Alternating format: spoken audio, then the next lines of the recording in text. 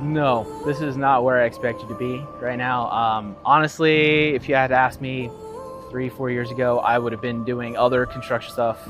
We had been doing hotels and things like that, pretty, I guess, mundane stuff, right? Stuff that happens everywhere else, but this is kind of refreshing, right? It's a very new and exciting experience to kind of be out. And I mean, how many people are here doing this? Like, not a lot. When I left my last position, I was looking for something new, something different. When I showed up here, I didn't even know what this place was going to be. Okay, I'll read up on it.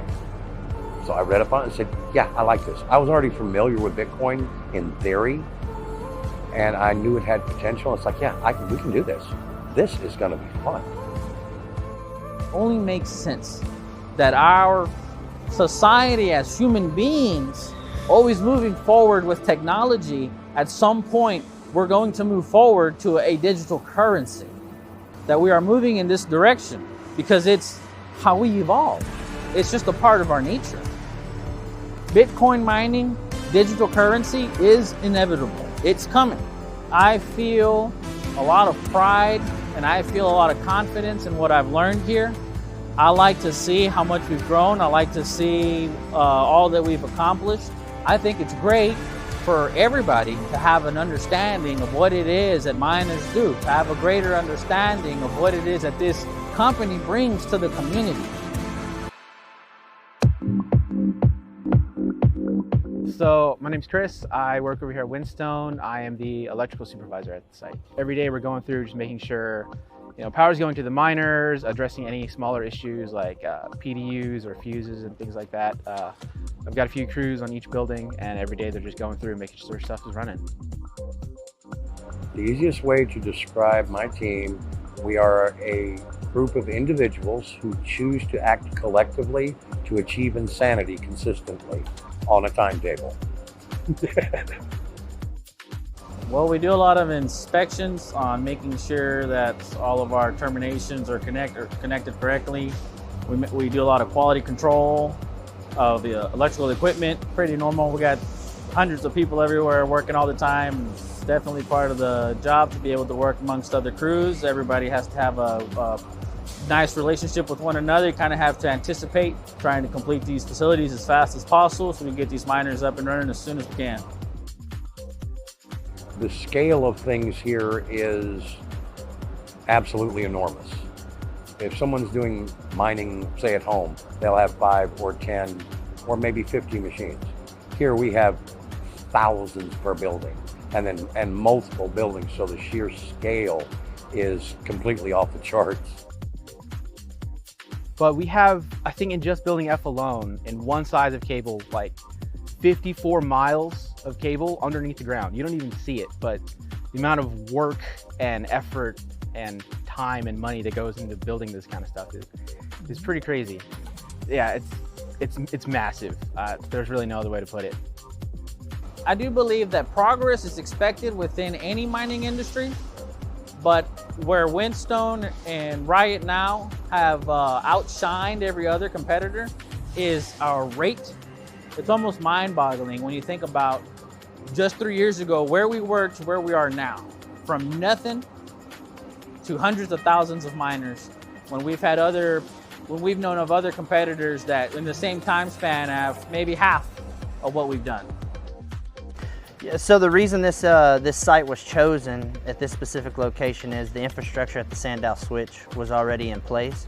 So then once we were able to create our own substation on our site, that made it that much faster and more efficient to be able to get these buildings up and running. Having your own substation gives you the capability to do different things, where you're able to do your own maintenance on your transformers and keep up with your own PMs, things like that. For CP during the 4 hottest months of the year, June, July, August, and September, we actually curtail load on site. Most of that is when the ERCOT grid gets strained. So during those hot summer days when people are getting home and they want to crank up their ACs, we help stabilize the grid by cutting power here and being able to give that power back to the grid. There are these 4 hottest or most energy intensive periods during the year, and it basically runs through summer.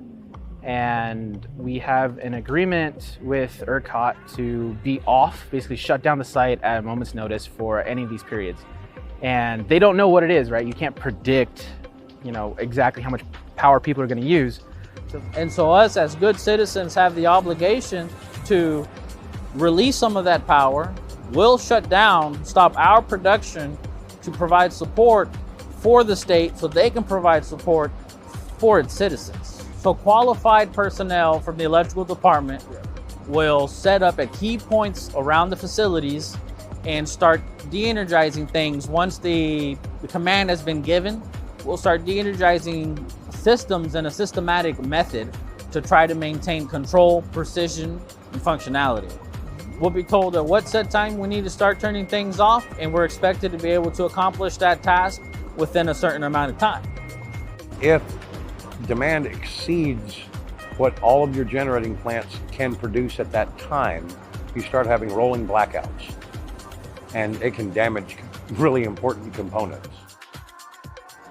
Loads like ours that pull a lot of power, but we can turn it off when we need to and feed that back. That keeps them from running power plants at a loss.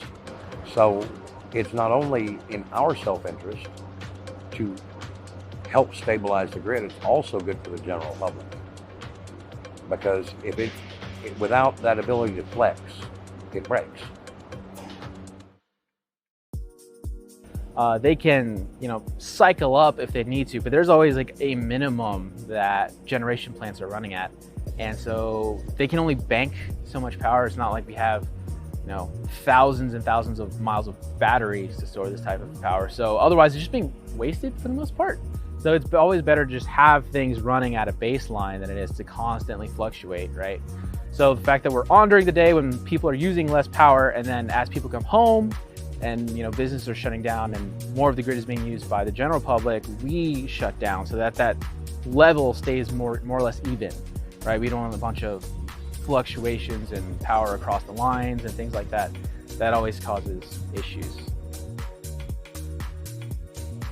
All the power lines running across, the transformers, the generators, everything that are running would prefer to just stay at an even level than have to ramp up, ramp down, ramp up, ramp down, right? That heating and cooling cycle really affects gear pretty badly. I like to think that as a large consumer of power, we have the responsibility, though, to be able to provide for people to bring back to the grid the excess energy that we are consuming. The state of Texas is famous for having abnormal weather. Be hot in one moment, the next day it's cold, and then all of a sudden it's scorching hot the next day. So it's great to be able to provide that power back to the community ASAP, as soon as it is required or as soon as it is asked of us, and we are more than proud to give it back to help the people.